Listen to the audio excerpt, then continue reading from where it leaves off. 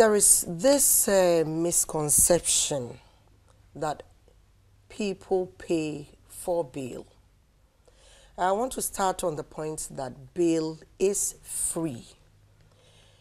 Bail has been defined by the Black Law Dictionary in the context of Section 96 of the Act 30 he's talking about, to be an agreement for you, the suspect, to kind of go home, have your liberty, and get back whenever you are called. I want to get to the public this saying that it's a misconception that you pay for bail. So when they say bail is set for 50,000 cedis, you're not paying any of that 50,000? No. The amount set at which the bail is set is not money you are supposed to pay. It is when you are in breach of the conditions for the bail. First of all, we need to be sure that your identity is one we have established,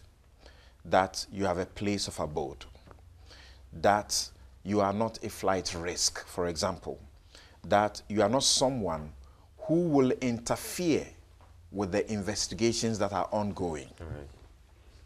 Now, when we establish all of these things, the law places an emphasis and says the bail conditions, bail should not be used as a punishment. So that should be at the back of every prosecutor and every court. Every court is instructed by the law to ensure that they don't use bail as punishment. Since you are not using it as punishment, you still have to now get to understand that the amount set for the bail is not intended to be used to punish you. Okay. It is intended to procure your attendance to court. And if you fail to attend to court, in fact, it is not immediately that you are called upon to make good and pay the money. In fact, there are people who are giving bail terms without sureties. There are people who are giving bail terms without any justification, meaning they are not supposed to produce any money or any documentation to secure their bail. We call it self-recognizance. Okay. Because you are so known, Yeah. we can vouch for your identity and where we can find you. When we can't find you, they may call upon you once or twice. A bench warrant may be issued. If we still can't find you, then the one who stood surety for you will be called upon, that you came and said, I am Israelite, I know Samson Ladi, I can guarantee for him for this bail. And this is the amount at which the bail was set. You will be called upon to show reason. The law says show cause why the bail bond should not be extreated. Right. If you give good reason, you'll be allowed to go and find Samson and bring him to the court. If you're able to do that, you are free. How does it happen that in some instances, some people say that they pay? What is it that they pay? Yes, we hear of such complaints, but they are not supposed to happen. Bail is free. We are not supposed to pay for it at the police station level, and that's what I want to pass to. Right. Is there any situation where maybe at the courts you have to part with some monies? There is, but even that, it will have to come from you, the person involved.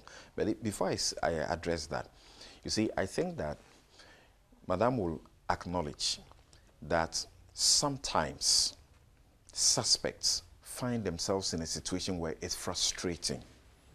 When the police also give a certain impression, as though if you did not part with something, you will not gain your liberty. And so they know, someone knows, having looked at the evidence that has been brought before them, for which they have arrested or invited you and turned the invitation into arrest, that there's actually nothing for you to answer.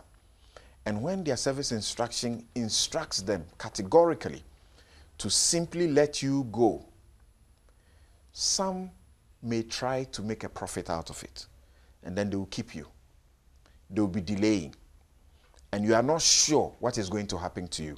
It may be getting to a weekend, it may be getting to a holiday, and they are afraid, what is going to happen to me?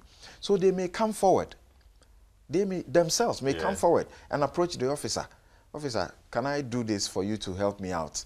And then somebody may take some money, okay? And that is wrong.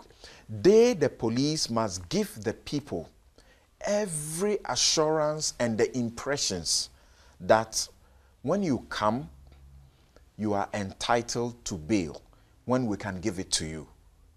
But if you do things in a way that make people suspect that until and unless I part with something, I will not gain my freedom, you are encouraging them to try to give you money, to give you bail. The reason bail is subject to abuse, not only at the level of the police, but even in courts, is because it's a discretionary relief. The person who has to grant you bail must exercise their discretion. They look at the circumstances. Even though the law ought to be understood to mean that that discretion must be exercised not capriciously, but judicially. Yeah. It must be exercised reasonably, so that if the person meets all the conditions, you should grant them bail. But we know people exercise their discretion sometimes influenced by other factors. So because it's a discretionary relief, it is subject to abuse, even at the courts.